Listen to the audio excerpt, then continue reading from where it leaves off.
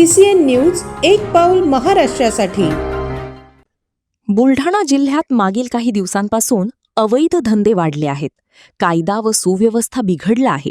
चोरीचं प्रमाण वाढले, महिलांवरील अत्याचाराच्या घटना वाढल्या, गरिबांना लुटण्याचे प्रकार वाढले असून या प्रकरणी कायदा व सुव्यवस्था राखण्यास जिल्हा पोलीस प्रशासन अपयशी ठरले आहे। त्यामुळे याला जबाबदार म्हणून बुलढाणा जिल्हा पोलीस अधीक्षक निलेश तांबे यांना निलंबित करण्यात यावे। या मागणीसाठी शिवसेना आमदार संजय गायकवाड यांचा मुलगा पृथ्वीराज गायकवाड तसंच शिवसेना पदाधिकारी आणि धर्मवीर यूथ फाउंडेशनच्या कार्यकर्त्यांनी जिल्हाधिकारी कार्यालयासमोर आमरण उपोषण सुरू केलंय। माझ्या मागण्या एवढंच आहे उपोषणाला बसायचं सर्वात मोठं कारण थोडक्यात तुम्हाला या ठिकाणी सांगतो।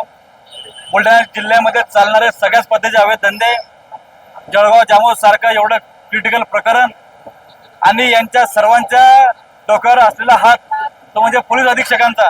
आमची महाराष्ट्र शासनाला, पोलीस महासंचालकाला, गृहमंत्र्याला, आमच्या महाराष्ट्र राज्याचे दोन्ही उपमुख्यमंत्र्यांना, विधानसभेचे आमदार संजय गायकवाड, आमचे केंद्रीय मंत्री प्रतापराव जाधव आणि जिल्ह्याच्या सर्व आमदारांना माझं एक निवेदन आहे की सकल चौकशी करून ज्यांच्या भरोश्यावर हे सगळे धंदे सुरू आहेत ते तात्काळ त्या ठिकाणी बंद झाले पाहिजे आणि जी हप्तेखोरी पूर्ण जिल्ह्यामध्ये दारूच्या मार्फत त्या ठिकाणी सुरू आहे त्यांच्यावर कायदेशीर कारवाई झाली पाहिजे आणि एसपीचं निलंबन झालं पाहिजे ही माझ्या उपोषणाच्या निमित्ताने या ठिकाणची मागणी।